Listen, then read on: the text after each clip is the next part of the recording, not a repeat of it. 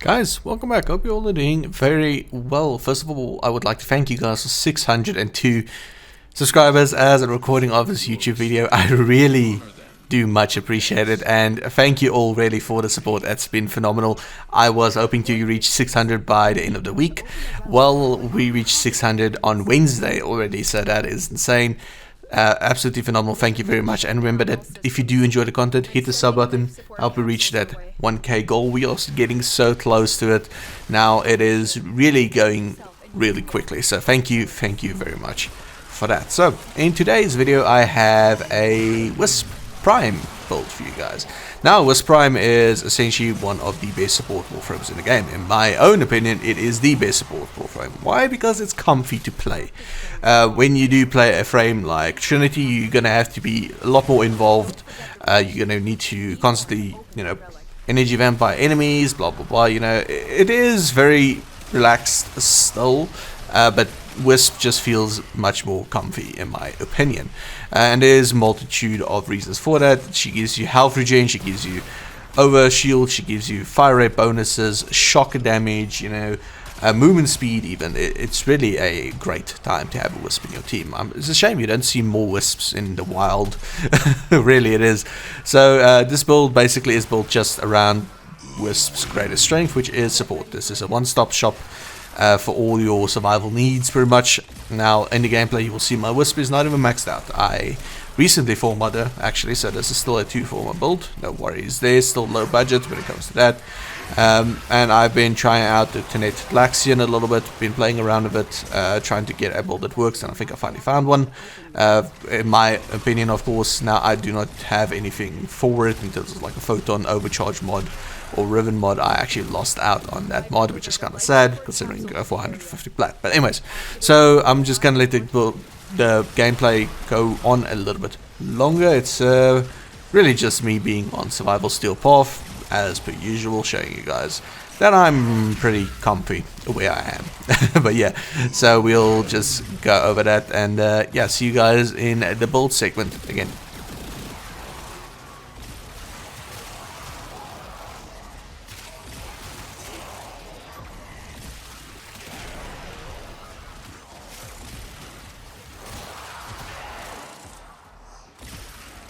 Okay, so onto the build segment.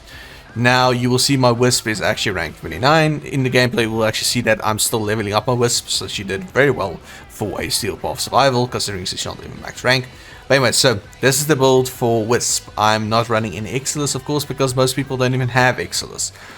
This is a 2-format build. Once again, very low budget really, if you come down to how much builds normally would cost you on the higher end, so not too bad at all. So on this build you will see we used Fused Reservoir. This is for her first ability, which is the bread and butter of Wisp. This basically allows you to combine all of your reservoirs into one little totem, and then it's easier to manage that way. It's not 100% necessarily must have, but it does really help out the quality of life to make sure that you and your team get those buffs every single time they walk through it. And also the buffs sync up perfectly with the timers, etc. So it's very nice and very ease of life basically. Blind Rage, of course, more strength equals stronger buffs. Umbral Intensified, you can use normal Intensify on this. I just use Umbral, you can use normal like I said. I do have Rolling Guard on this as well, to be a little bit more on the safe side. In later game she can be a little bit squishy because of the regeneration not keeping up with the enemy's damage output, so that is why we have Rolling Guard and Adaptation on her as well, to really hit home the whole survivability aspect of it. However, you can swap out Adaptation for more shields if you want to use Prime Redirection. Since you are going to get over shields, it's going to scale really well with this, but just in my opinion this works a little bit better, but of course you do you. Archon Stretch is almost, once again, it is very nice to have this because it's gonna give you energy back whenever you actually shock an enemy. And you might ask yourself, how do you shock an enemy? Well, that's really simple. Her one mode is a shock mode, which will constantly shock enemies, so this basically funds itself the whole time. That is why we do not have any energy multipliers for her energy reserves or anything like that on this build, because the energy is not an issue. Then Auger Reach, just for range. I mean, it's nice to have, of course. Prime Continuity, you can use normal continuity for the time being if you don't have Prime Continuity, of course. It's just for more duration on the buffs. Really awesome, you know, it works well. Molt Augmented to further increase the percentages of your buffs, make them much stronger. And then Arcane Aegis, I use this for more survivability because I only do Steel Path high-end content where it is aimless game mode, so I really like pushing the envelope a little bit with them. But you know, if you don't really mind it, you can just go ahead and pop on some of the arcanes that will give you bonus damage to your primary or secondary. Those work really well, of course, with her as well, because she is a self-sustained machine. Really, she is self-sustained. Now let's real quick talk about her skills and her passive.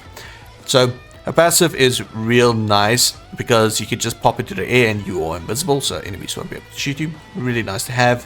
Her first, of course, is the reservoirs, the bread and butter. This is her whole shtick, basically. It's a support role of the team.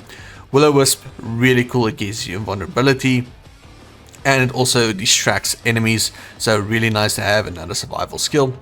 Her third ability, Breach Surge, this basically primes all enemies in an area, and when you do actually damage them, they will pop out a little seeking projectile, as you can see, and pop it onto the other enemies, dealing a lot of radiation damage, like really nice damage.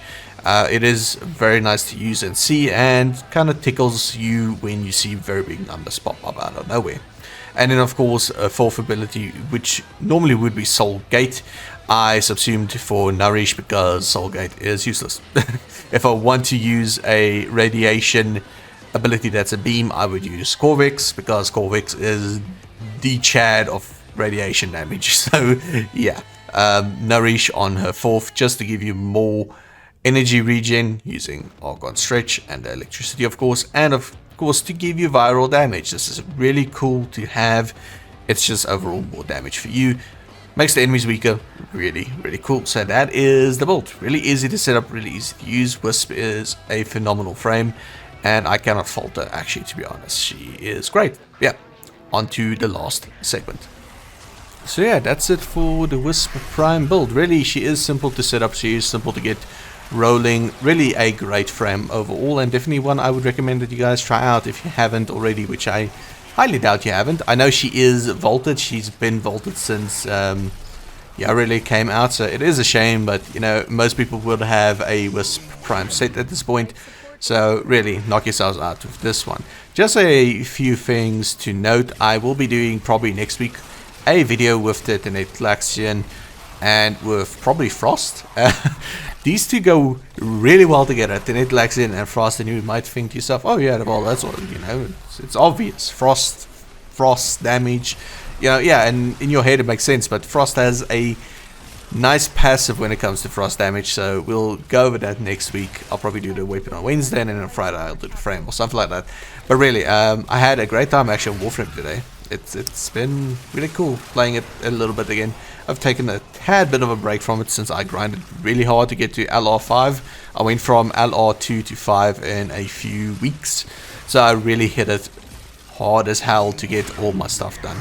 But yeah, once again guys, thank you so very much for the 602 subscribers on the channel.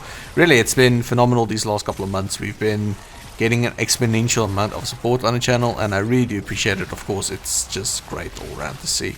And yeah, I'm going to ask you guys once again to please share the video if you guys feel so inclined. Help me grow, and if you guys do, of course, then more videos will be coming your way. It's all about the support when it comes to YouTube. I know a lot of you big YouTubers say it, of course, that you guys make it possible. It sounds very corny, but at the end of the day, it really is just all up to you guys. Who succeeds, who fails, who you guys want to see succeed, and who you guys want to see fall from grace or just fail completely is entirely up to you as the watchers. So yeah, thank you all once again for the support. It is really awesome, and I will see you all again next week.